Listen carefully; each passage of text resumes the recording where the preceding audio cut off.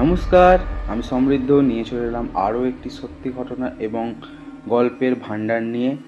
আর সবাইকে স্বাগত জানাই আমার আরও একটি নতুন ভিডিওতে। আশা করছি সবাই খুব ভালো আছেন, আমিও খুব ভালো আছি। আর আজকে আমি গল্প শোনাবো একটা।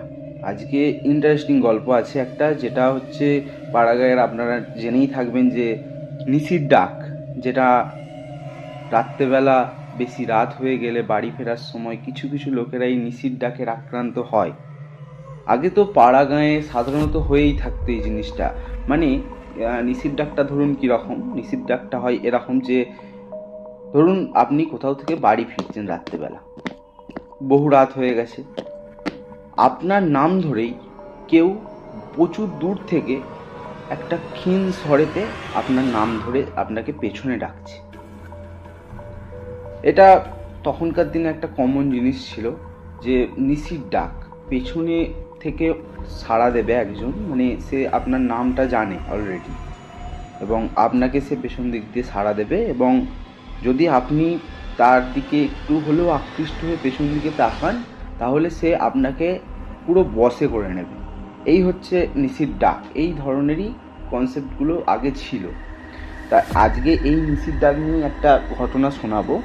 তা গল্পের নাম হলো নিশির ডাক।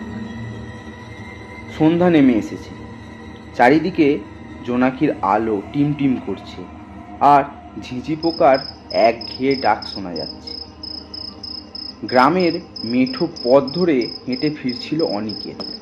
আমাদের মেন ক্যারেক্টারের নাম হলো অনিকেত, সবাই একটু মনে রাখবেন। আজ হাটে গিয়েছিল জরুরি কিছু কাজ সারতে। ফেরার পথে জঙ্গল পেরিয়ে আসতে হয়, আর এই পথটা দিনের বেলাতেও কেমন যেন গা ছমছমে লাগে। আজ অবশ্য হাওয়াটা একটু বেশি শীতল।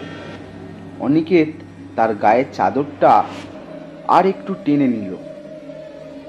চাঁদের আলো গাছের পাতার ফাঁক দিয়ে মাটিতে এসে পড়ছে, তৈরি করছে অদ্ভুত সব ছায়া। হঠাৎ তার কানে এলো একটা ডাক, অনিকেত। প্রথমটা অনিকেত পাত্তা দিল না, হয়তো মনের ভুল, কিন্তু পরীক্ষণে আবার সেই ডাক, আরো স্পষ্ট, অনিকেত, কোথায় তুমি? অনিকেতের বুকের ভেতরটা ধুকপুক করে উঠল। এ তো তার নিজেরই নাম, কিন্তু এই নির্জন জঙ্গলে তাকে কে ডাকবে? সে চারিদিকে তাকালো, কিন্তু কাউকে দেখতে পেল না। তবুও ডাকটা যেন তার কানের পাশেই ঘুরছে, অনিকেত, বাইরে এসো না, একা একা ভয় লাগছে। অনিকেত জানতো গ্রামের নিশির গল্প প্রচলিত আছে। নিশি নাকি রাতের বেলা প্রিয়জনের গলায় নাম ধরে ডাকে, আর সেই ডাক সাড়া দিয়ে কেউ ঘর থেকে বের হলে তাকে গহীন জঙ্গলে নিয়ে যায়, আর তার খোঁজ আর পাওয়া যায় না। অনিকেত ছোটবেলা থেকেই এই গল্প শুনে আসছে, কিন্তু আজ তার নিজের সাথেই এমনটা ঘটবে ভাবতে পারেনি। তার সমস্ত শরীর যেন জমে গেল। সে তার গতি আরও বাড়িয়ে দিল। সে জানে এই ডাকে সাড়া দেওয়া যাবে না।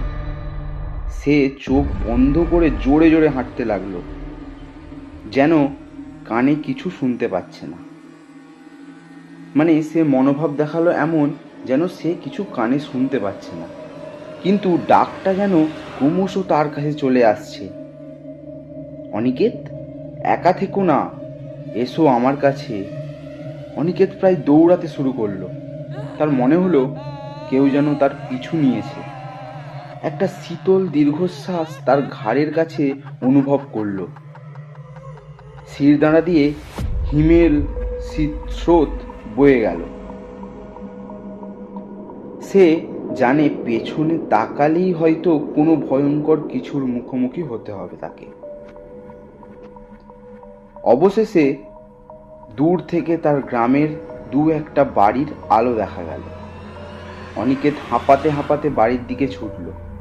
যখন সে নিজের বাড়ির উঠোনে পৌঁছালো তখন সে আর এক মুহূর্তও দাঁড়াতে পারল না, সোজা ঘরের ভেতর ঢুকে দরজা বন্ধ করে দিল। সারা রাত তার ঘুম হলো না। কানে বাজছিল সেই ভরাট শীতল ডাক, অনিকেত।